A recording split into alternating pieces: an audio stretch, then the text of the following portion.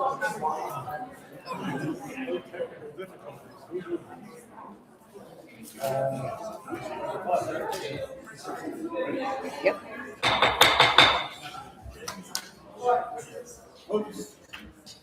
Everybody can take a seat, please. We would like to call to order this regular meeting of the Oxford Planning and Zoning Commission for June 16, 2026. First order of business is pledge of allegiance.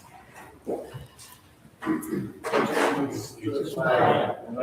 States of America, to the republic for which it stands, one nation, under God, indivisible, with liberty and justice for all. Okay, next, we'd like to do a roll call starting from my left. Debbie Alterio, Sarah Lott, Jason Swan. Dan Wall. Carl Bouchard. Diamond Rosa. Linda Chaplinsky, Jessica Pennell. Kevin McSherry. All right, so we are missing one commissioner, so I'd like to seat Dan Alterio as a permanent member for tonight. Let's see, comments, nothing specific. We don't have any minutes, right, Jessica? Oh, I emailed them to all of you, but if you didn't have a chance to read them, I just did it. All right, so we're going to go Thank to you. our recessed public hearing.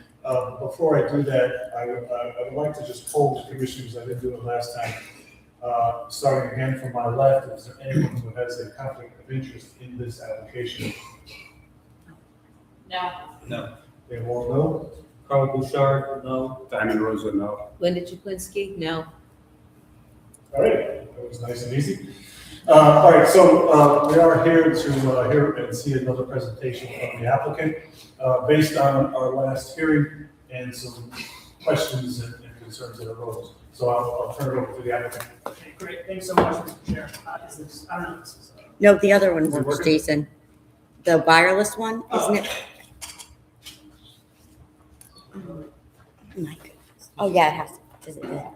Is it working? All right, thanks so much, Mr. Chair. There we go. For the record, Jay Klein of Carmody Law on behalf of the applicant, Cornerstone Assembly of God. Here tonight with our project team, Pastor Chris Willis, Brian Baker, our civil engineer, Bill Kinney, our landscape architect, Sharad Kaleri, our traffic engineer, also my associate, Karina Arzatos. When we were all, I know there's been a couple of continuations, there was a situation at town hall a couple weeks ago, but the last time we had a substantive discussion on this application back on the 5th, you had asked us, you'd given us kind of two big pieces of homework, right? The first was taking another look at the design of the proposed house of worship. You all gave us some comments and we took those into consideration. And he also asked us to prepare a summary of an on-site traffic study that Sharad and his team conducted back in April. So we handed in our homework a couple of weeks ago. So and we're here to share the results of that work with you all and answer any questions or comments that you all may have. We'll start with the architecture, which we've got on this revised rendering behind me, and then I'll ask Sharad to come up and address some of the traffic concerns. But obviously the church was proud of the application that was filed and the design of the initial building, but the church has really demonstrated a desire and a willingness to collaborate with the town. I think you saw that with your colleagues on the Wetlands Commission. You saw that in a significant reduction in the size of the church building when you compare to what was proposed back in 2024. And I think the church has done a terrific job in continuing that collaborative effort this evening with the redesign of the building.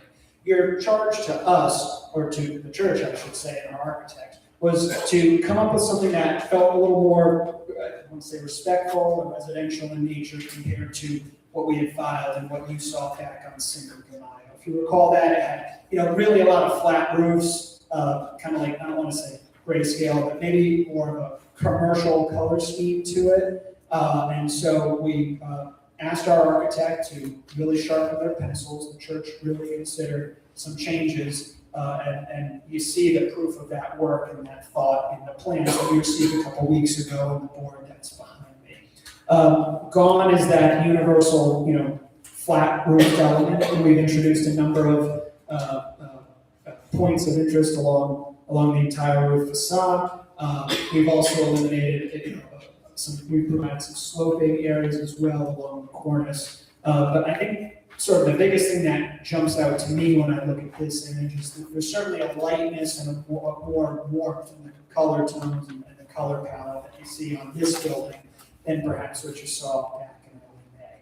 We think that's something that's really responsive to what you all had shared with us a couple of weeks ago. At the same time, we do want to be clear that, we want to have this in keeping with the surrounding, but it's important that it remains a church, right? We can't make it something that it's not. So it does need to maintain really the layout and the design that will meet the religious community and the faith community's needs to practice their faith on the property. And this design, we think, does a good job of balancing the comments that we received from you all and the purpose of the building in the first place. I think, the other thing I want to mention too about this building design is that building coverage, building setbacks, building height, rear yard, every single standard that governs area and bulk of a building in your zoning regulations, this building satisfies each and every one of the requirements that govern physical location and size of a building. So this is, again, we think this is a terrific looking building. We're proud of the architects and the team that put this together. We think that this will be a great addition to the Oxford community. It'll also remain set back 130 feet from Route 67, as was previously shared with you all back on the 5th. The next big piece of homework that you all shared or asked us to take a look at was traffic.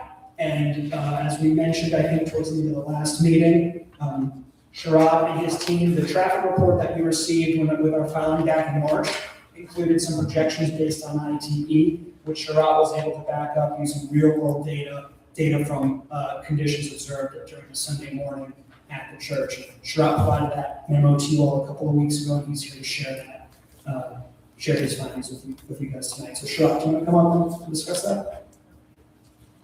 Thank you.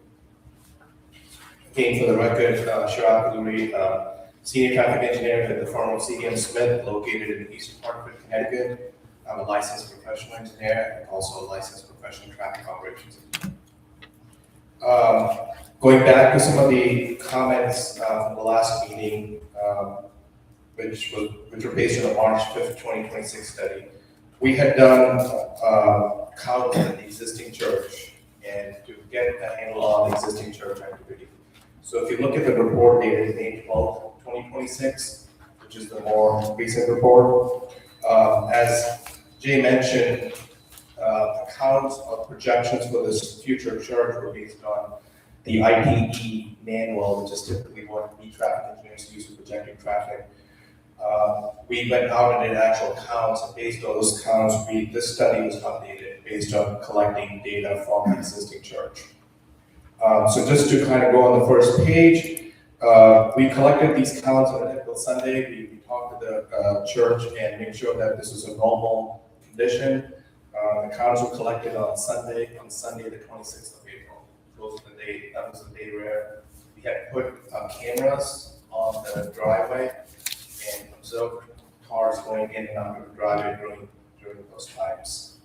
The key takeaway we found from the counts were there are 3 different periods when the traffic activity was high, and that was associated with those service times. So the 9:30 in the morning, 11:15, and 1 o'clock were the peak activity periods when we saw a lot of cars going in and out from the camera, from the counts, which kind of correlates to the church activity that happens at 9:45, 11:30. And then the last one happens at 1. So pretty much around the 15-minute window when the services started, it was pretty coherent with the traffic going in and out of the site. So if you look at page 3, table 2 shows the projection based on the church activity. So the first line says existing seats 190. So we took the existing count of the seats, took the total count, which happens to be the 9:30 activity happens to be the highest. So the 9:30 to 10:30 was the peak period. So we took that count and took the total volume, which is 85 coming in and 75 leaving, which is a total of 160. And then we came up with what's called a trip rate. So you divide the 160 by the number of seats, you get an in and out ratio of traffic going in and out. And then when we project out to the future seats, which is 615, as you can see, the 275 and the 243 are the values that you get for the future number of seats. This totals 518, which if you look at the report we gave you back in March, was about 337. So this is quite a bit higher than what you would see from the IT manual. So we ended up using the 518 and we did our traffic study. When we look at the traffic study, again, we're looking for the Sunday conditions. So we added those volumes on top of the 67 volumes. And if you look at table 4, obviously with the higher volume, we do see some increase in delay at the driveway. Now keep in mind that this is a 15-minute period, and this is the question that your reviewer, Mr. Galvin, had related to the condition of the driveway. In that 15-minute period when people are going in and out, there's going to be some congestion. But over the course of the hour, which is what the analysis is based on, it averages out, and then the driveway would operate at level of service B and C as you should. So one driveway is going to be a level of service B, another one's going to be level of service C, which is still pretty good. Typically, C is acceptable, and I've been working on this profession for a long time, and D is acceptable at many of the stop control driveways. This would not mean any need for a traffic signal warrant or anything like that. This is typically, and especially when the peak hour happens at that 15-minute.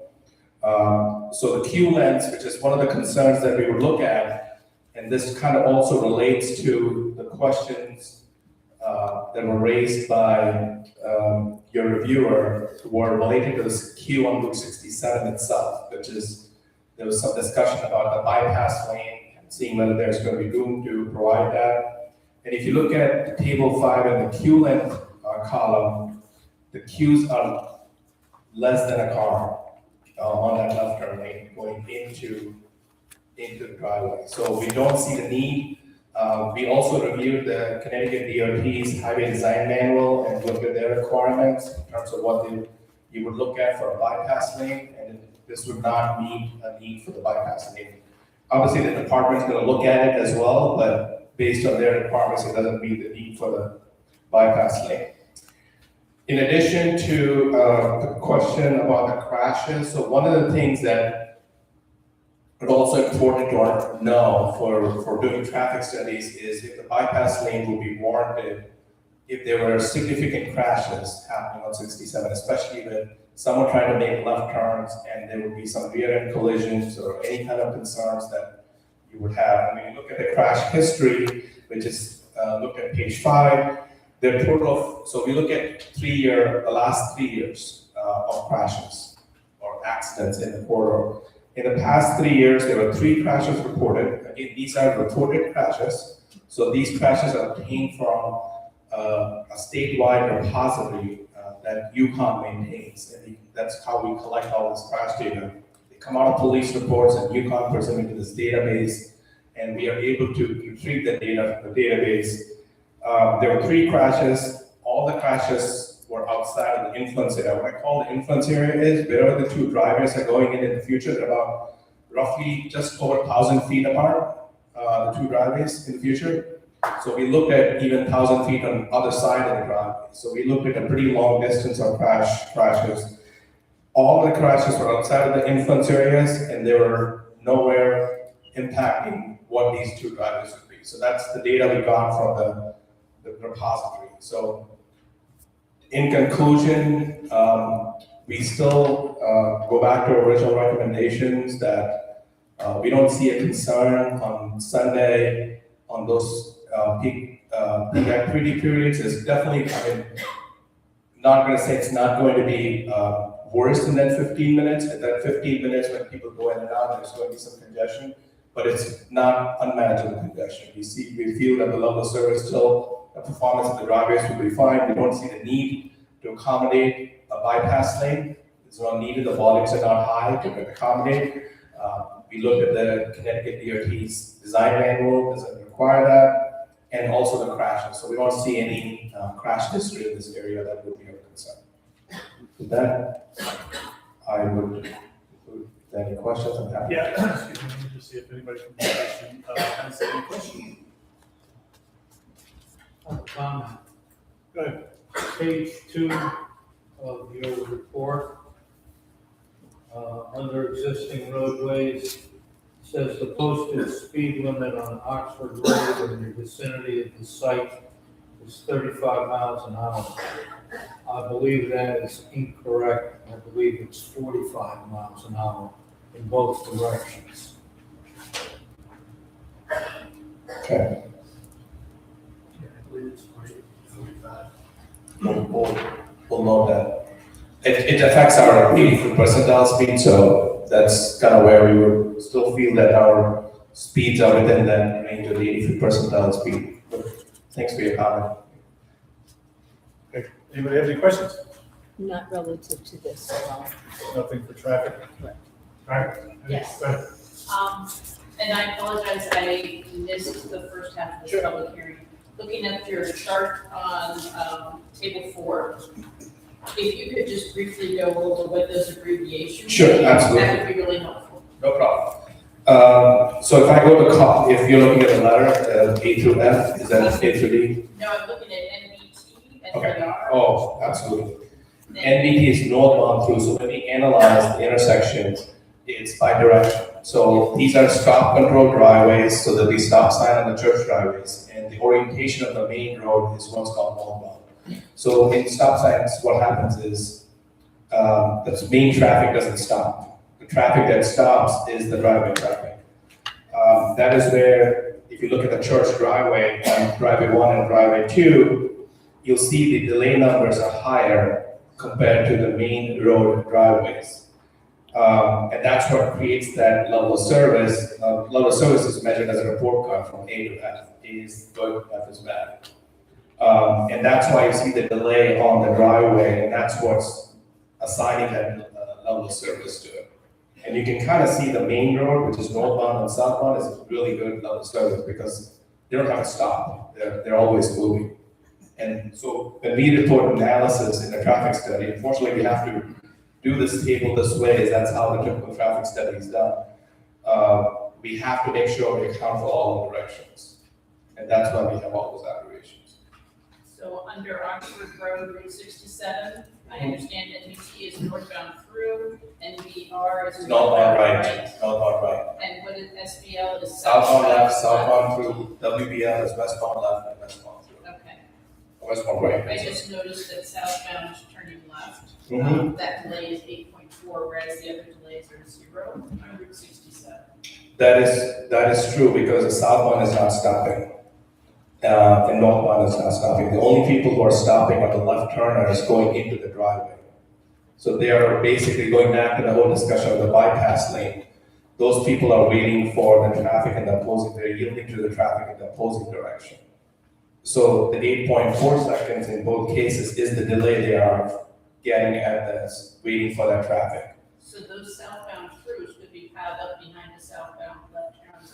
because They there's could, no but if you, bypass. and if you look at the queue length though, that the model accounts for that the southbound throughs are going to be queued up, and that queue caused by that issue is about six cars on the left turn. So the amount of time that the left turners are waiting to make that left turn is not bad. I mean, it's not like there's stacks of cars waiting to make that left turn, causing the through movement to be a problem. That's kind of what this is saying. Is that based on the traffic, as you said, it mostly occurs during a 15-minute time period? Whereas your analysis spread that 15-minute count over the entire hour. Very good point. The analysis takes into account the effect of that 15-minute over the 1 hour period. So what it happens is, if all the traffic comes at once in that 15-minute, we factor that into our analysis by using certain factors that allow to inflate the traffic. Because in that 15-minute, the congestion is pretty bad. Yes. So that's kind of what is inflated, that's what this analysis represents. That's what drops it down to a level of service C as Correct. opposed to A. Correct, because what happens with that is as traffic is trying to get in, the traffic into the church driveway, the traffic trying to leave is having a problem. Because they're not able to get, because the left turners coming out of the stop sign are always the last ones to get out, because they always have to wait for gaps on Route 67 to get out, because they're also looking at the left turners going into the site, because they have right of way over the left turners getting out of the driveway. That causes that additional congestion for those left turners, and that's why those left turners are seen. So it is a significant delay during that intense period of traffic.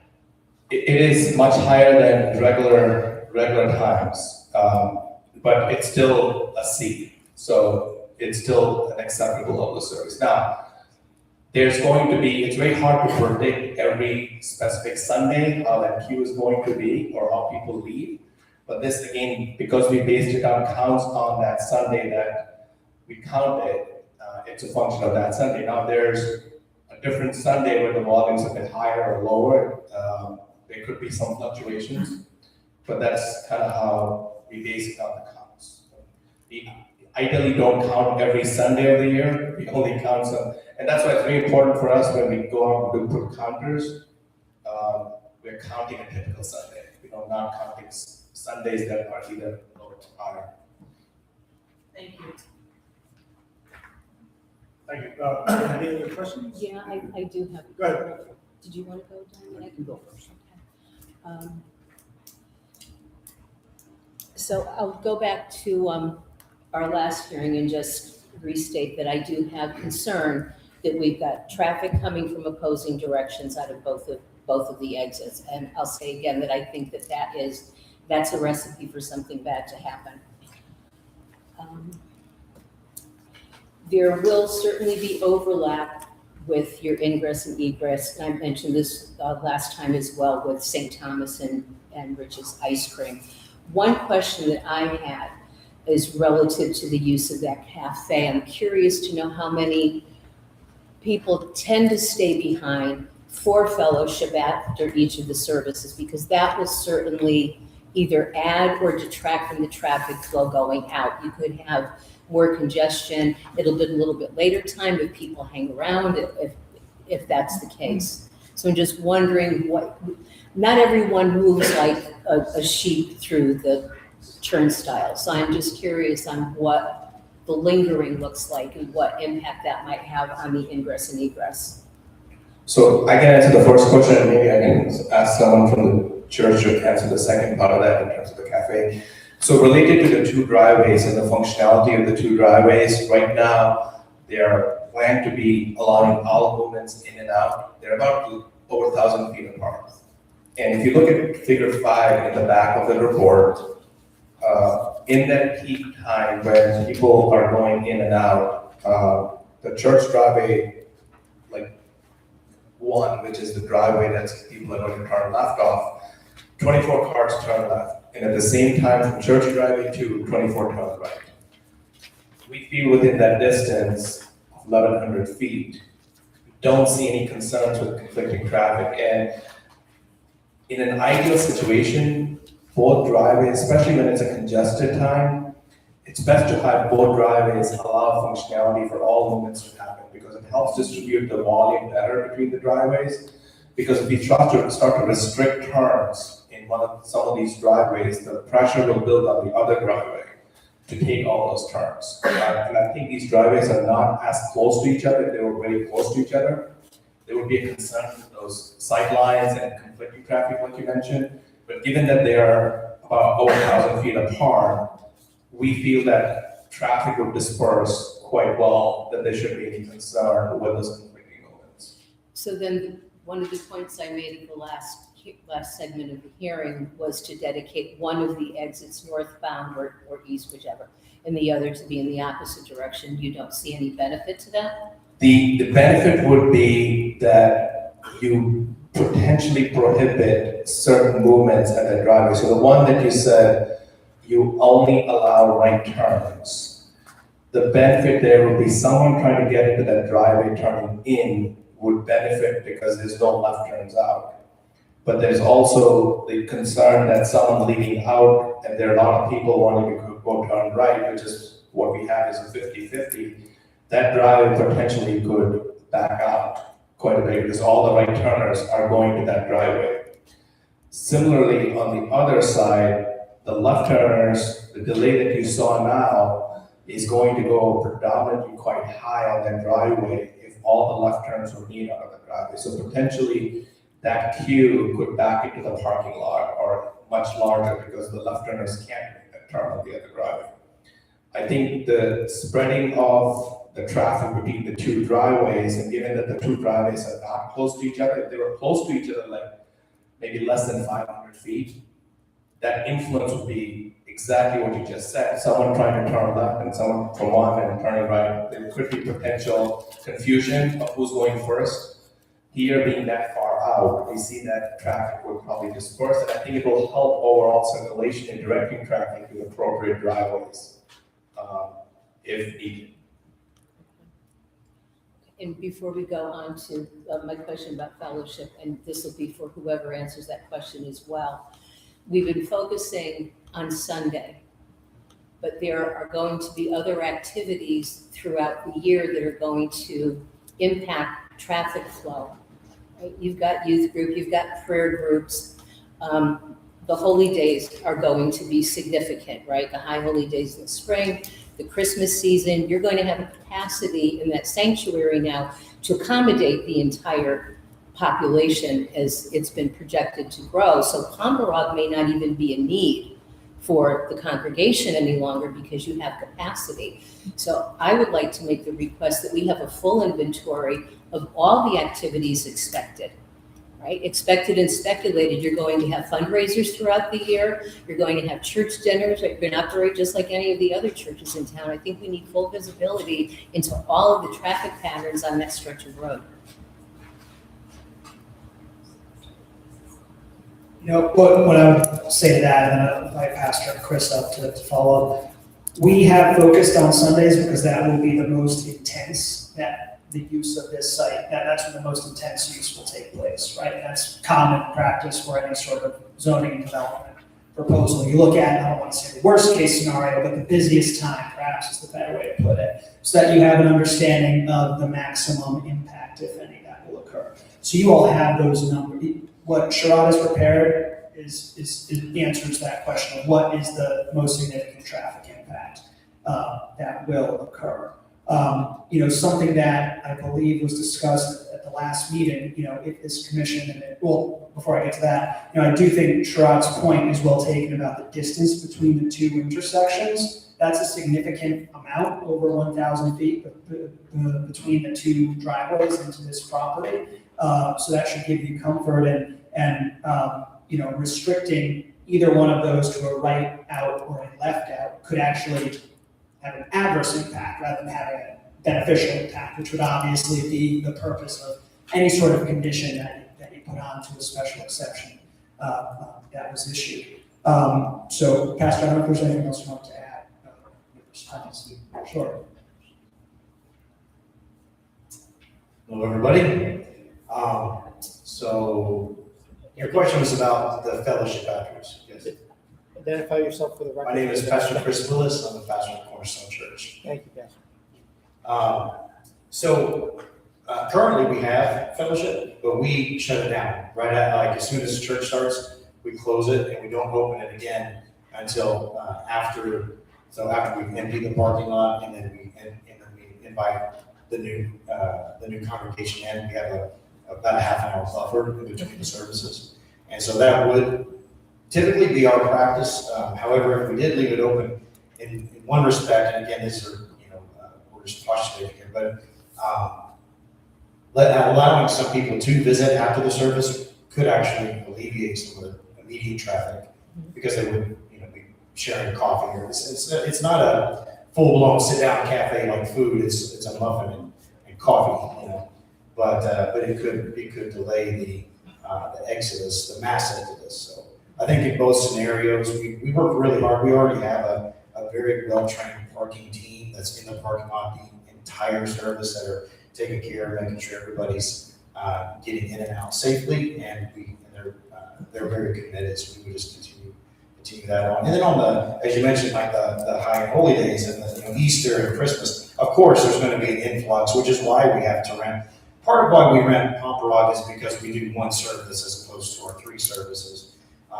And there is an influx in those seasons. And, but, you know, we would do whatever would satisfy this commission to do that. That meant put a police officer out there. We would be, I mean, we want people safe too, you know.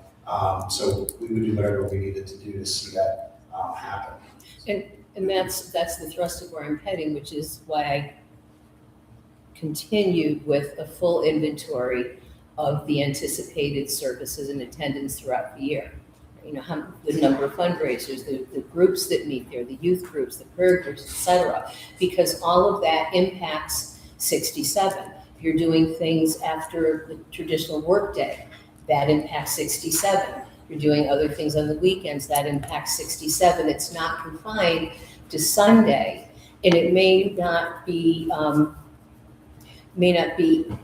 directly germane to the counts as they're laid out in the traffic study, but to what you just said, Pastor, insofar as maybe having police officers to help direct traffic, we certainly can't make any recommendations, suggestions, or requirements if we don't have a full view of what is actually going to be taking place on the grounds throughout the entire year, given that you're more than tripling your size anticipating in your congregation. Yeah, I mean, yes, I don't disagree. I would suggest that, you know, because we're into 3 services now, that traffic impact exists now. Like, we're already doing that now. All of our fundraisers, our youth groups meeting right now. There's, you know, kids at the church as we're speaking. So those impacts are very, very low. I know that you want to study, I understand that, but what Sharad has presented would be the heart, like the most dense time of traffic. All of our other activities are well after, you know, that traffic, as you mentioned, after that rush hour. And so I can't imagine anything would be as impactful as the Sunday morning, you know, those 15, 20-minute intervals for services. Even with the expanded space and the expanded youth areas, you don't see anything occurring more in denser numbers for any of those Well, I activities? can't say that the numbers wouldn't grow. We want numbers to grow. We want to, Right. minister to everybody in Oxford if we could, but that's an impossibility. You know, it's not, we couldn't build a place big enough to do that. But so, you know, obviously the impact would increase, but also now there's 2 forms of egress. Right now we're in a, you know, very small footprint. We're moving a lot of people in a very small footprint. It's a serious need. We need that second egress. You know, we need it now, but, you know, certainly with the new building. But I hear your concern for sure. So would you be willing to put something informal together for us to review, just giving us the list of the activities that are taking place and on what basis and the rough attendance? Not asking for something as sophisticated as the traffic study, like something for the commission to eyeball so that we have a full picture, because you're gearing for growth. Yeah. You're gearing for growth, and we as stewards of the community have to prepare for that. One thing, and I offer this not just as a lawyer for Cornerstone, but as a member of I'm every other Tuesday night in town that I live in. I'm on the Planning and Zoning Commission as well. And one thing I always, either as staff or town councils, obviously there are important standards that need to be examined and determined, but at what point is there I don't want to say an overreach, but is there an overregulation or potential for it, particularly where there's a religious use involved? So I put that out there as something to Excuse me. Let's take that right off the table right now, okay? I take exception to what you said about the fact that this being tied to religious use. My comments, my concerns are for the town of Oxford and everybody in the congregation, and that was unnecessary. It wasn't meant as and I apologize for that, but it was not, there was no accusation, it was a question, rather, right? It's a question that I asked when I'm in your seat when this type of project. All right, so we got a little bit off track here, right? So, let's think about this with what Commissioner Chaplinski is talking about. We'll consider it, we'll talk about it further. I'd like to actually talk to Mr. McSherry about it as well. So let's move on to the next subject. Anybody else have any other questions? I think Diamond, did you have questions? I was just gonna add to what Linda had said, but with the summer camp situation, that's during the week, morning and evening. And I've driven by many times, obviously, and I've seen it hasn't been a problem, but maybe it could be in the future if the congregation grows substantially. Because I'm sure there's gonna be, I don't know how many children attend the summer camp, but it's probably somewhat lowish now, but if the congregation grows, you're gonna have a larger summer camp program, I'm sure. And that's during the week, morning and evening. I'm sorry to interrupt, but if the commissioners could remember to use their microphone, it's very hard to hear. Good point. I was going to actually mention that time. Could you put your, Yes. please, Do you want me to restate that? Yeah, if you want to, yeah. Yeah, I missed the beginning of the thing. Okay. I'm sorry. So what I was saying was currently you have a summer camp being run and potentially it's gonna get larger. That's what I was adding to Linda's traffic situations. That's all. No, I think that's a good point. Again, the purpose of the numbers that Schrott gave you, the activity that occurs during those camp times will not exceed what occurs on a Sunday morning. That's the maximum trips in, trips out. But there's more traffic on 67 during the week at peak hours. Sundays are quiet, we all know that, and that's what we hope for. I'm sorry, I hate to, Commissioner Linda, I hate to say my first name. I can't pronounce your last name. Chaplain with a ski at the end of it. So, my apologies. My hearing is bad, so thank you for turning that back on. But in response to your question, I have no problem presenting something, informally. I thought we had done, I think Jerry did, or did you? Sorry. I thought we had presented something, maybe it was in round one of this, before we did the redesign of the building. So it's not an issue to present something informally, and I don't think that that's out of bounds to ask for. Again, at the end of the day, we've been in this town for 30 years as a church. I've been there for almost 15. The church does good work in this town, and nobody's contesting that. We want to continue to be a blessing to the town, and we want to do it in a safe environment. So, I will do whatever I've got to do to see that, across the finish line. We'll revisit that. I think, Mr. Slot, you have something? No, not really to beat a dead horse. Thank you for that comment, though. I think just to add to what Linda and Diane were saying, it's just an events calendar. You have to have something like that, right? What's your events calendar for the next 12 months? What are the attendance you typically get at these events? That's all. Yeah, it's really straightforward. So, Mr. Chairman, Go ahead. that may help. We sort of made a request in the first hearing about what the events might look like, and I don't think we had a lot of detail on it. If we were to close the public hearing tonight, we could allow Attorney Klein to submit it to staff, and that would make it part of the record, or that'd be agreeable to you, the events calendar. Yeah, that's a good point. We'll just make it part of the record. Okay. The other option too, if you want to close the hearing tonight, we can provide that as a condition of approval, something that's provided with some degree of. Exactly, as Mr. McSherry said, just make it part of the record, right? And it's something that we have access to, so. Yeah, I'd like you to submit it through staff if we do close the hearing tonight. And there's other, to the commissioner's questions, which are all legitimate concerns. The first thing is that we will have a situation where you'll be going to DOT, and a situation where DOT is going to make an approval of what can be done on the road. And we had an off the record conversation about this before, Attorney Klein and myself, and what we suggested was that that whatever gets submitted to DOT gets submitted to us, whatever is approved by DOT also gets submitted to us. The second component of it is conferring with the resident state trooper to figure out what's necessary. There may be nothing necessary for things during the week. There may be something necessary for camp. I know some of the camps that I've dealt with, they have different drop-off times early in the morning.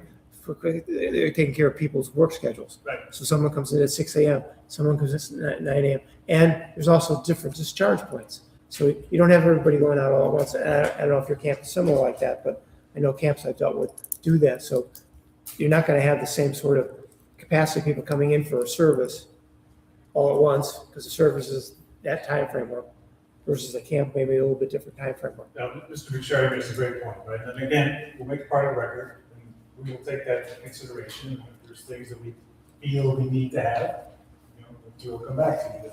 I think it's a good idea. Okay. And the only thing I'd ask is that if there are questions or comments about that at the next session, we allowed to reply to those. If one of you has a question on the schedule that's provided, I'd hate for us to not be able to answer the question. Oh, yeah, well, yeah. Okay, so it'll be kept open for discussion on that. And we can also go through council, right? I mean, it's Okay. It's not a problem. Okay. All right, where did we leave off, Diamond? And then, Jason, you had something, anybody have anything else? Nope, okay. I guess it's back to you, sir. Do you have more for us, or? Well, I don't know if there's any public comment or. Yeah, before we get to that, I just want to make sure, want to see if you're done. I do have one other question, Mr. Chairman. Go ahead. This is regarding 50 feet. I think, as I read the proposed change in the regulation, I would just like two things that you should maybe address would be that it's not going to have a detrimental impact on the adjacent properties, which I think you sort of addressed, but if you put that on the record, and that it wouldn't affect the orderly development of the other properties, I think that's important for the commission, because the commission decides that on a case-by-case basis for the excavation. So if they grant the text change, so maybe Mr. Baker could just address that briefly.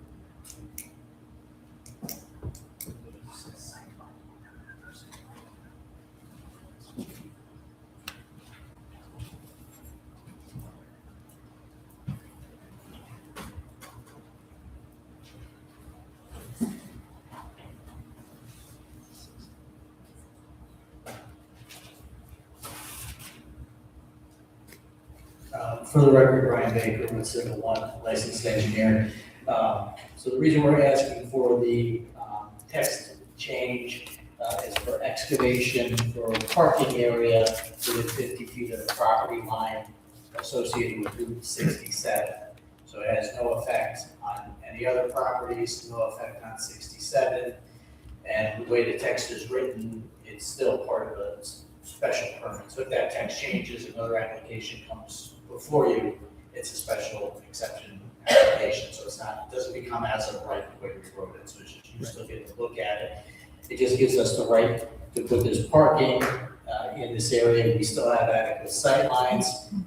What that did in turn was allow us to push our development further away from the wetlands. That's why we designed it. Thank you. Thanks, I forgot about that, Kevin, so thank you. Mr. Chairman, Sure, go ahead. after we go to the audience, are we coming back for more questions? Because I do have others I'm fine with waiting into the end, but I just want to know. Sure, if you have questions, it's easier right now. Yeah. That's right.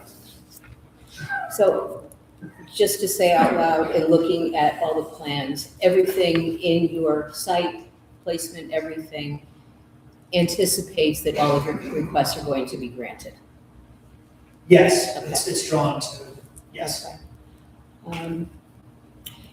So do you plan to remove any of the trees along Route 67 that would be right along that parking area? Are there any plans to take down the vegetation? You've got Yes, mature there is trees. let me pull up the landscape plan.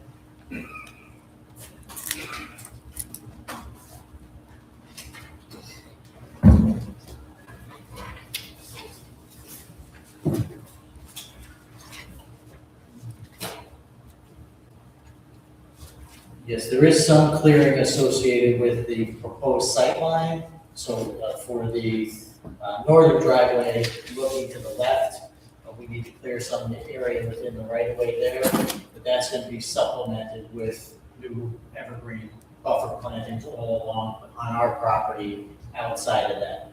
Other than that, it will be dead or dying trees that will be taken down. So, and there will be a full landscape buffer of evergreens and small shrubs right above the parking lot. We build a retaining wall there. The park sits down below the retaining wall, shrubs above the retaining wall, and trees, and then, the existing trees to remain that are in good shape. So then to understand that the only reason for removal would be to improve the sightlines. Improve sightline and to remove dead and dying species. Okay. Okay. Basically have to, but. Now, your parking plan is set up to accommodate, let's see, Yeah, particular zone. the plan requires about 153, 154, but you retain the 246 parking spaces as was laid out in the 75,000 square foot building. You would lose about 64 spaces if the amendment to excavate was not approved, right? So that wouldn't impact your overall parking. You would still have more than adequate parking. We have more than is required by the zoning regulations, Right. but we have what the church is requesting, believes that they will need. But the only need for excavation along that area right now is simply to accommodate parking. Correct. Okay. And if that amendment is approved, what discussions have taken place about how that might impact the existing sanctuary? Would that be leveraged in order to make any changes to that site? Has that been discussed? I'm sorry, I don't understand your question. If that amendment is approved, right, with the 50-foot excavation permissibility, would there be any, how would that benefit 656 down the road? How would that benefit the existing sanctuary in the future?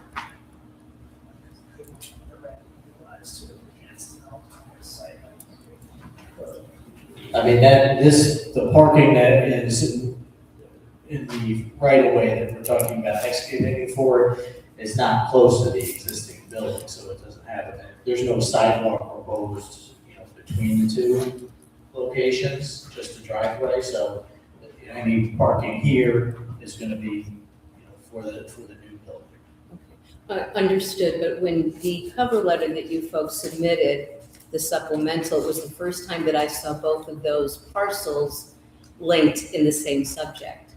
So I was just curious whether there was some forethought as to how that amendment might benefit the existing property somewhere down the line.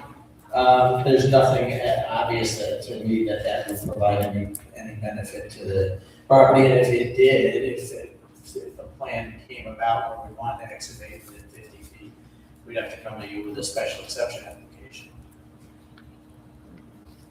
And noting the change in design, which does get us further along in terms of fitting the personality of the area, I'll just make note that there's still looks like you're in a fishbowl down there, right? Because you're in a little bit of a dip.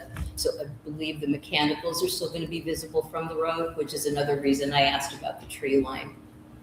Yeah, I mean, the purpose of that buffering along the tree line is to buffer not only the parking area, but the building. I mean, during fall, you get glimpses as you drive by, but that building, Jason, it's 130 feet away from the road, sits down below the road. So it's certainly not going to be some imposing building. You'll have to, most of the year when it's fully vegetated there, you're going to have to try to look to see it. Has there been any discussion about combining the two parcels, considering they're the same owner? No, there has not. Because this would give them ultimately, it's always easier to keep two parcels than to make two parcels. So once you combine them, if there could be some change down the road, they wanted to sell this piece, it just gives them more options, or wanted to move the lot line between the two pieces. So that hasn't been considered at this point. Okay. What about signage? You have the one sign there in front of the existing sanctuary. Is that going to be replaced? Is it going to be replaced with multiples? We haven't done a street signage plan, you know, for this. Anything we do as far as street signage, we're gonna have to come into you for a zoning permit, we're gonna meet your zoning regulations. There was no plans for any road or street signage to this point, any additional. And insofar as the parking lot lighting, and maybe it was in the plan and I didn't see it, will they be on timers? Will they be dusk till dawn? How is the lighting going to? Yeah, they would typically be dusk till dawn, you know, within the parking area with, obviously emergency lighting along the building. So that would remain on 24 hours, some of the stuff, you know, on the wall mounted lights. And everything is full cutoff, dark sky compliant. And we provided a photometric study in the plans that indicate we have no light trespass onto any adjacent properties. And the property being old farmland is ripe with beautiful old stone walls. Do those get retained or do they get bulldozed under? There's one stone wall that runs through the middle of the development that obviously is impacted. The other stone walls around the perimeter, so behind the church that wraps around, those are all to remain in place. So the only stone wall would be, there's a tree line and stone wall that faces between the two fields currently. That obviously needs to be. All right, box turtles. All right, while they're not endangered, Connecticut does label them as special concern. And your consultant, WKA, in the environmental impact assessment, does mention them specifically, recommending that Cornerstone follow the state deep natural diversity database protocols regarding the turtle to the most feasible extent possible as outlined in section 1.1 or any others as documented by DEEP. So I'm curious what plans Cornerstone has to honor that request and comply with helping to protect box turtles. Yeah, well, the Bill can talk in a little more detail, but I can say that because of the size of the project, we're required to get a DEP stormwater permit. And part of that permit is we need a sign off from the biology division at DEP. And on almost all of the projects now, they stipulate that we need to put in the best management practices for the box turtle, protection, which is scouring the site, educating the contractors that are on site, excluding them from the site. So all that will have to be part of the project because we need the DEP permit.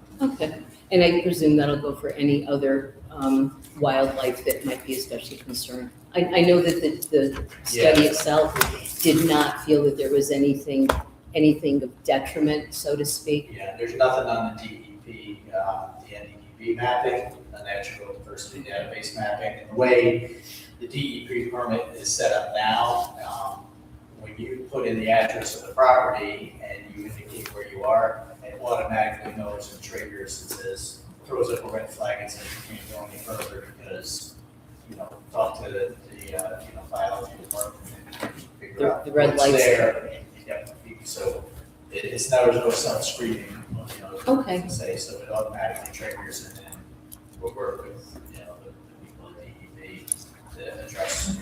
All right, we already checked and there isn't anything, species of special concern on the site, but, if something comes up between now and when we file our permit, it would be flagged. I think right now the black bears will be the most onerous ones.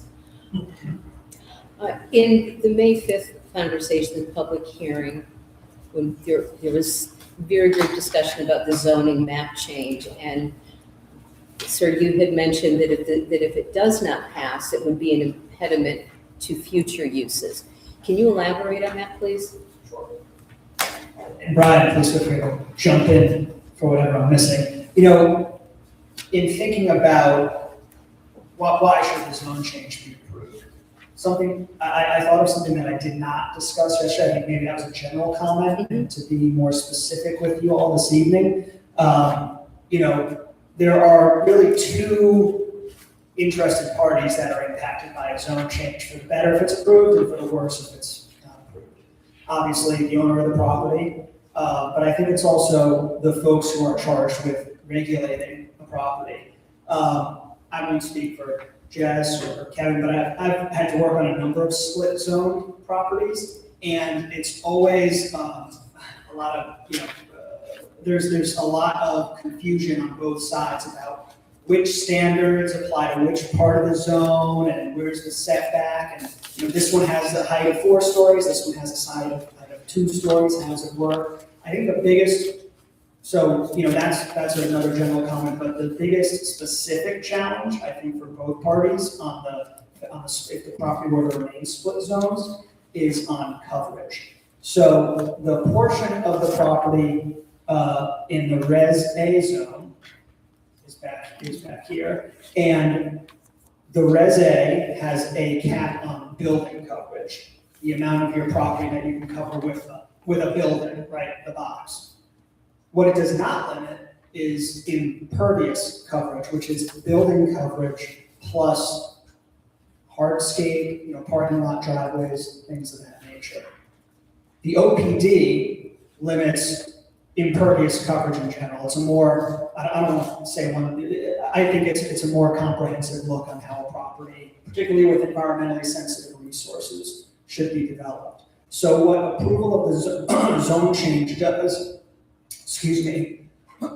for the property owner, by applying that one standard to the whole property, gives the property owner a better understanding of what can be done and what can't be done. And then it gives the town, I think, more control over that impervious coverage in an area that we care about that, right? You don't want more pavement near the wetland than you need to, I guess. Yeah. Does that answer your question? Just to some extent, yes.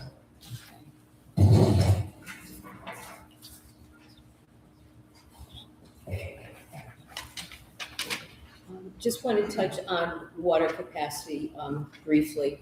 I see the site for for the well, and how are you able to determine with confidence that the water supply will be adequate for the volume that you'll need?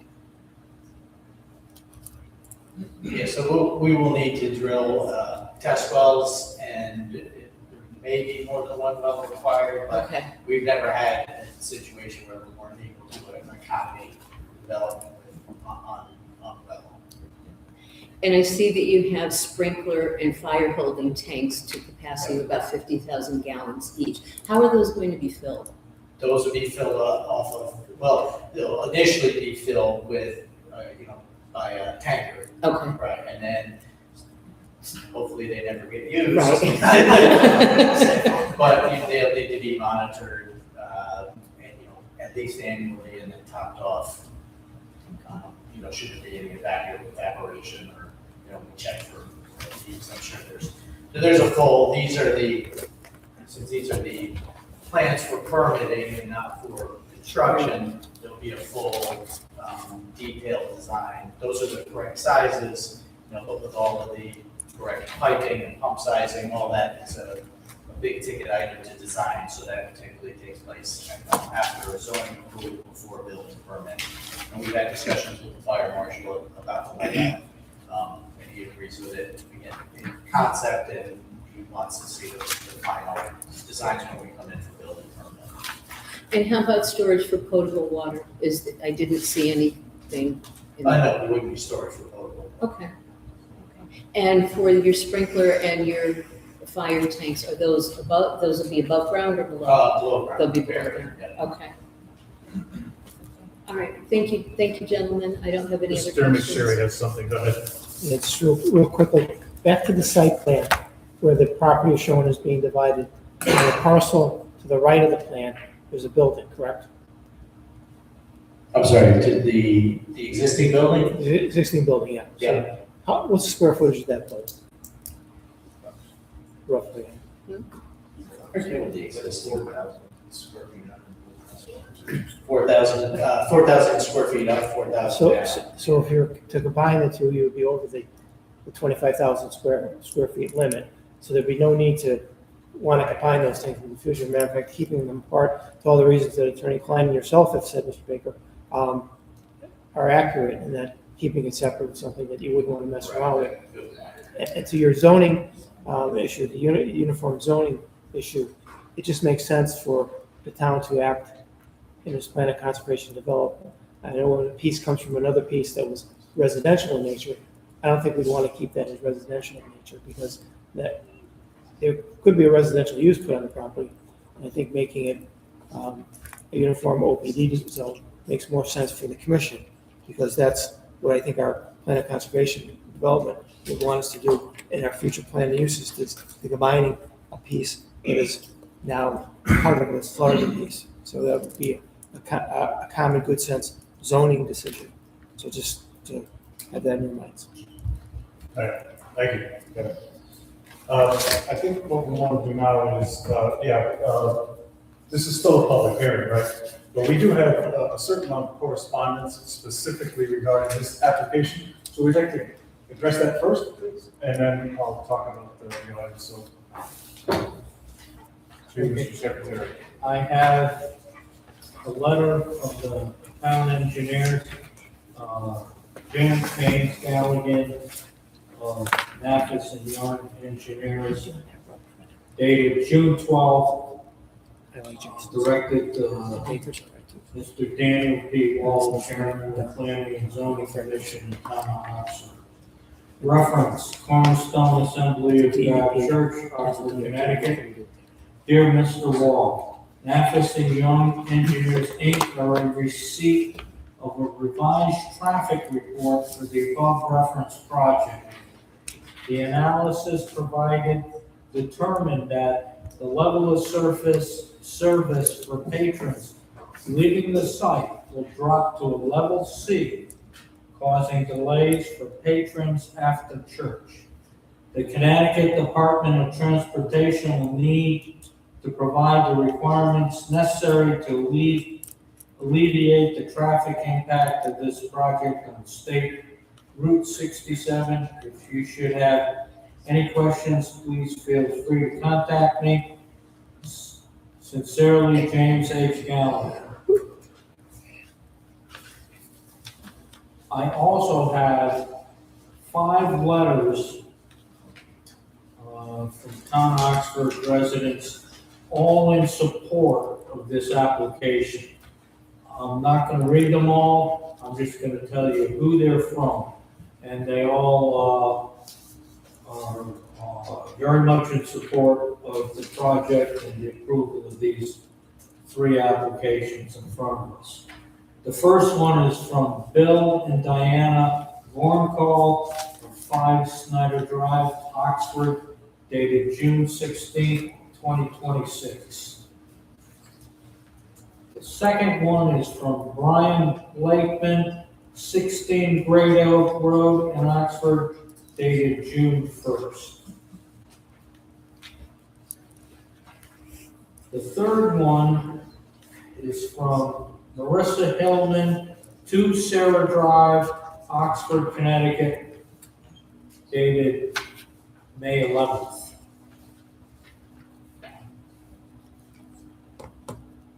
The fourth one is from Amy DeVito at 26 Charter Oak Drive, Oxford, dated June 2nd.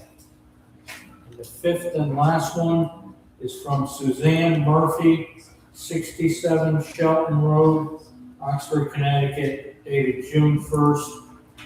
The entire content of these letters will be entered into the record. Thank you, Commissioner Bouchard. All right, so as I was saying, folks, this is still a public hearing, right? And I'm assuming everybody in this room is in favor of this application, right? But, so what I would just point out or ask is that anybody can come up to speak. We prefer that you come up to speak if you have a point to a zoning issue, be it against or for this application, right? We'd like to start off with anybody that's for this application that thinks they have a point to make for the zoning of this application. If you want to, come on up. We'd love to hear it. Any takers? I see one. Just name and address, please. Maria Zulo, 3 Peck Lane in Oxford. My driveway is a half a mile of a dirt driveway that spirals up to the top of the mountain top where our property housing is. So our driveway is almost directly across from the current driveway at Cornerstone. And there are activities that go on after hours, like tonight's event, but I just wanted to say that there's never, ever been an issue, even on the 3 Sunday services that are taking place, and there's 4 of us, including my teenage driver, my husband, and a friend who also lives on the property, who are always coming and going. Plus, there's 2 more properties up that road, Kathleen, of people coming and going. It's never, ever been an issue. There's more of an issue at the Ridge Farm at, during those peak times for ice cream, on those nice days especially. So if that's not really an issue for the residents that are around now, or the Route 67 State Road, I personally hope that you do process this 10-year long project. It's a wonderful church. I was just baptized on Sunday in Corrigal. They had a great Summerfest event for kids and families. That's all I want to say. All right, thank you. So again, if anybody wants to speak either for or against this, but if you have a point of zoning to make to us, we'd like to hear it, please. Otherwise, we're going to move on to our next. I just want to say, show of hands, who's in favor in the audience? Okay, show of hands. Who's in favor of this application here? I assumed correctly. Thank you. Okay. All right, great. So let me go back to the commission one more time while the gentleman is still standing here. Does anybody have any questions at this point for Jason? No. Okay. I think we're good. The only thing that in the future, we're going to close the hearing tonight. Attorney Klein would communicate with us through me and staff and Jessica, and we would get whatever the information is out to you. If you were to have questions about the information, we would communicate it back to us, and we'd give Attorney Klein an opportunity to respond to any questions or concerns that you have. Yeah, exactly. Like we just discussed before for the event calendar, right? Right. Make that part of the record. If we have any questions, we'll go to our counsel to you and back down, right? So, okay. Did you have anything else for us? Yeah, just a couple of brief points to take with you as you go into your deliberation. First of all, thank you. Thank you. I know it's not just the time on Tuesday nights, it's looking at the materials and preparing, so thank you for the time and the opportunity to present this to you. Our team has worked very hard on this project, and we do hope and think that we hope that we earn your support for the 3 applications before you. I think we did a good job of explaining, or I think through this discussion between us, not just us, but the questions you all asked, we talked about why amending the zoning map was important and worthy of approval, right? It doesn't just benefit a property owner, it benefits the regulators in town hall who have to make sure that things are compliant or not compliant with zoning regulations. The other thing to consider in respect to the zone change is that it helps to facilitate that 7.4 acre conservation area in the back. That's nearly half of the property. And I had written down all the pages and quotes of the POCD that talk about the importance of environmental sustainability and conservation town. I am not going to read all them. If they're in our application materials, you all probably know it by heart. It's there. That's important. This project helps achieve that goal. The zone change helps achieve that goal. As Brian Baker said earlier, the regulation then helps achieve that goal. And came through the line of questioning that you brought out, that the work that is able to occur in the front of the property means that we're able to preserve more of the property in the back. At the same time, the building that we're building remains 130 feet away from Route 67. So we're not, having a building towering over the street line or anything like that. I think it's a careful balance of preservation and development. And of course, the special exception that's before you. I think there are 2 words that, and maybe we used them too much during this hearing, I apologize. One of them was compromise and collaboration. 2 of them, I guess, were compromise and collaboration, right? I think you saw, we talked about it, and the settlement with the Wetlands Commission is a part of the record. The work that the town and your colleagues on the Wetlands Commission engaged in together to come together and figure out what is the best use for this property. That was a collaborative effort. It was a compromise. the effort and by the part of the church to just double check the numbers. The building that you all saw in 2024 was over 50,000 square feet larger than the one that's before you. And they cut that down. I won't name names, but we work for a lot of people who would say they want me to cut 50,000 off mine. No way. That would be it would be a different track, right?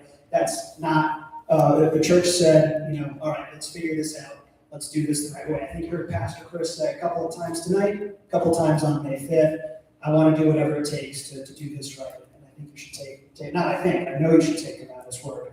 And lastly, the special exception that's before you that will help to realize this church building. As I said before, it complies with all the area and bulk standards of the regulations. But again, that is something that you have to look at in the context of the balance. And the OPD regulations say this, the POCD itself says this. How do you balance preservation with development? And I think building a smaller building with a significant conservation area really is a terrific job of striking that balance. And that's because of the work that the town did and the work that the church did. And I guess the other word that, again, if we overuse it, I apologize, but I do think community is an important part of this project. Maybe this is a little outside of the zoning regs and the POCD, but the job of a P&Z commission, I think part of the job anyway, when I'm sitting in your seat, is it's our job to build the spaces that allow for people to come together, right? I mean, we live in an age right now in a time where whether it's phones or apps or algorithms or, there are a lot of things that are kind of taking us apart, that are trying to keep us apart from one another. And it's important to build places where people of all ages can come together, look at each other face to face, interact, and get to know one another. And that's what the church is doing, and that's what the church will continue to do. And I think in approving this project, you will be that's not just a benefit to the church, but I think providing those spaces makes a community better, makes a community more connected, more welcoming, more vibrant. And I think if this is approved, that's part of what we'll be approving. So we do appreciate the opportunity. We'll get Kevin those materials, and we hope we earn your approval for the applications before you. So thank you very much. I refer to it as turning McSherry. Okay, I think at this point, I'll entertain a motion to close the public hearing for these applications. I'll make a motion to close the public hearing. I'll second that. All in favor? Aye. Any opposed? Motion carries. All right, next. Thank you. Thank you. We have here. Okay. Any amendments, Chris? We have Kevin's invoice. Do you need the money? No. Right now, Dan's gonna reach in his pocket for me. Do you want to amend the agenda to add an invoice from Attorney McSherry? Yes. I wanted to get it in before the end of the fiscal year, because that's been kind of the policy of everybody, so I wanted to do that. Kevin wants to get paid. Just a second. Somebody make it early. She's gonna reach in her pocket, she's very generous. The agenda to include consideration of an invoice from Attorney McSherry as item 4 under invoices. Second? All in favor? Aye. Any opposed? No, motion carries. Okay. Correspondence, you got anything beyond what we had? None. Very good. Audience of citizens. I don't know, everybody's just going out of here, but I don't think you have anything, did you want to talk to us about anything? It's not on the agenda, okay. Old business, none. New business, none. Zoning enforcement, Jess, do we have anything? Nothing to speak of, fine. That brings us to invoices. We have 4 invoices to consider. The first one is from Allen and Sage, 225 Asylum Street, Hartford, Connecticut, dated May 28, 2026, invoice number 11494952 in the amount of $1,125 for services rendered. I'll make a motion to approve the invoice. You have a second? Second. All in favor? Aye. Any opposed? Motion carries. The second invoice is also from Allen and Sage, 225 Flannel Street, Hartford, Connecticut, dated June 8th, 2026. Invoice number 11497352 in the amount of $1,460 for professional services rendered. I'll make a motion to approve the invoice. All in favor? Aye. Any opposed? Motion carries, passes. The third invoice is from Nafis and Young Engineers, 1355 Middletown Avenue, Northford, Connecticut.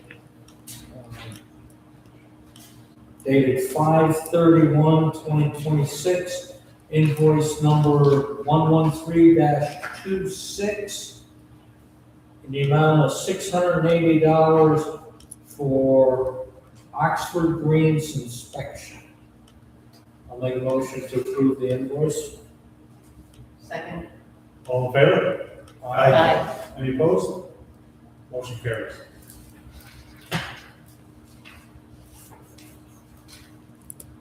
The last invoice is from the McSherry Law Office, 38 Fairview Avenue, Naugatuck, Connecticut, in the amount of $33,705. 33,000. I'll make a motion to approve the invoice. We got paid, but did that. All in favor? Aye. Any opposed? Motion carries. Thank you. That was fun. All right, let's see, which is to other business, all right, so we have some discussion about crematories. Anybody have any comments on that right now? Or we can move on to the next meeting, we'll make that a subject at some point going forward. Anything else, any other business? Somebody want to take over Josh's job? Huh? Say again?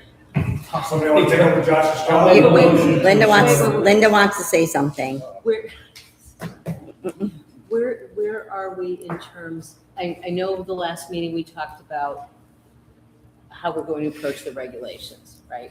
We talked about the need that we have to get subcommittees going, and maybe we can do some things in parallel, so. Yeah, what we're gonna do is, I've been thinking about this, in fact, I should have brought this up, right? So I thought that special meeting we had was great. I think it's more, what do you want to call it, it's like a better term, intimate. And it seemed to me, we get a lot more things discussed and done. So what I was gonna propose to the commission, I was gonna send an email, but let's talk about it now, is that we start having some more special meetings, right? As long as everyone's not opposed to these in-between meetings, except for my poor friend Jessica. And Jess, I told you already, I went to the first selectman's office. I know. They said they're working on it, right? They're gonna get an admin for you, so. Anyway, I thought we got a lot more done doing that. And as long as no one's opposed to it, I would like to have some more continuing special meetings, right? So unfortunately, right, instead of every 2 weeks, it'll be every week for a little while. Anybody have a problem with that?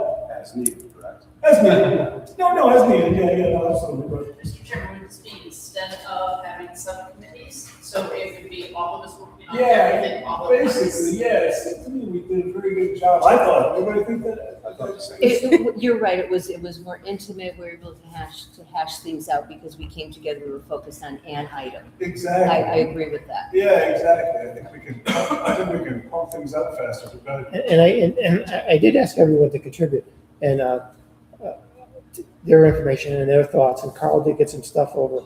But it's just to Carl's point, that was a very rough draft that I put out there. It was just like throw everything up on the wall as best as possible, and then just kind of give you guys some thoughts and put in your thoughts.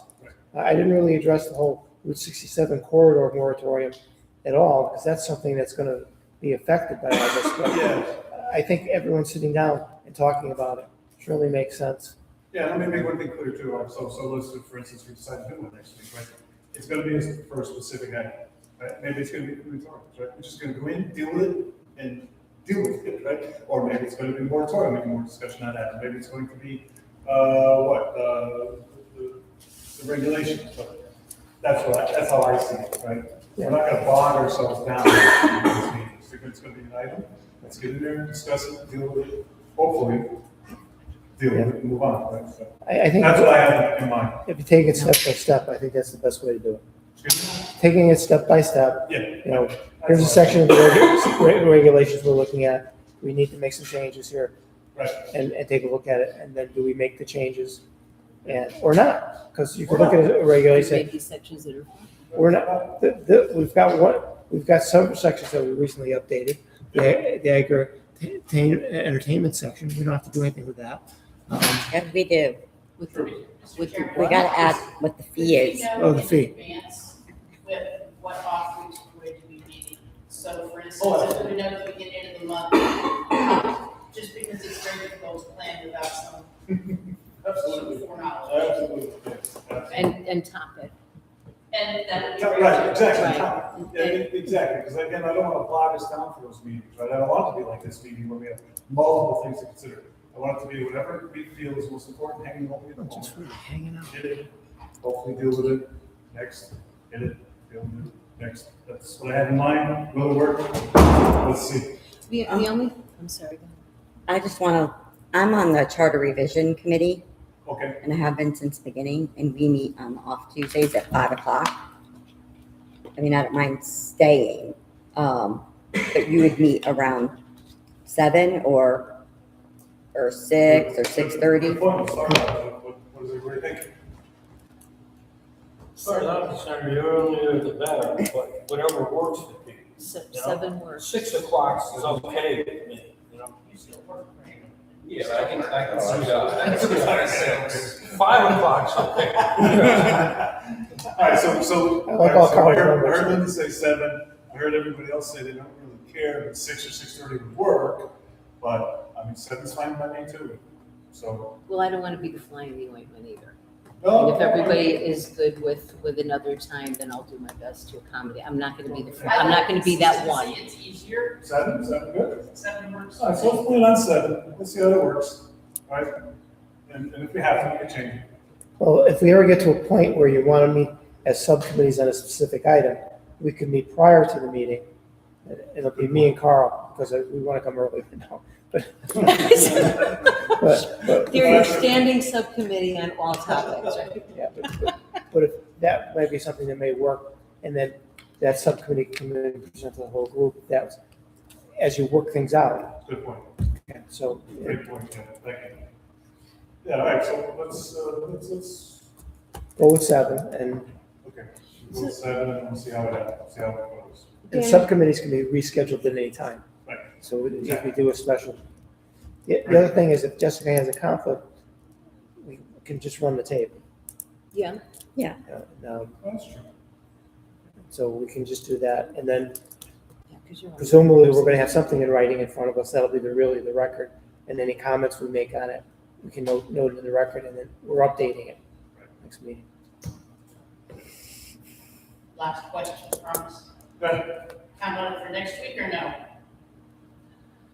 Question, right, so, I'm not looking at my calendar right now, but I will, I'm gonna see. So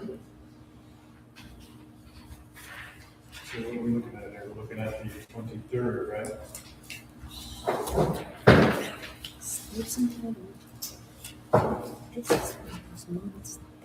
We talked about special meeting.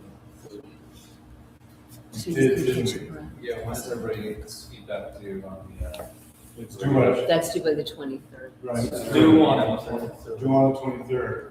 So Oh, why right, don't and then we we're do, meeting on the 30th 30th. coming to the 4th, I guess, my count looks okay, so how's everybody else for the 30th? Aren't we already meeting on the 30th? Yes, I we are wasn't meeting on sure. the 30th, because I we're haven't- meeting on the 30th for what our last meeting was about. Right, all right, so, yeah, so let's. Well, let's review this, right? actually, So- we weren't gonna meet on the 30th, we were gonna submit all your comments by the 30th to me, and then. The 23rd, and then meeting Wait, on the 23rd, is that what it 30th. was? Okay. Yeah, so I was just gonna reiterate this review. So we committed at that meeting, that we would have our comments to Kevin by the 23rd. Right. And then on the 30th, we would meet on that That's right. subject again. Okay, all right. So our next special meeting, right, will be the 30th, 7 PM in the hearing room to discuss the moratorium Setting a public hearing date for the moratorium.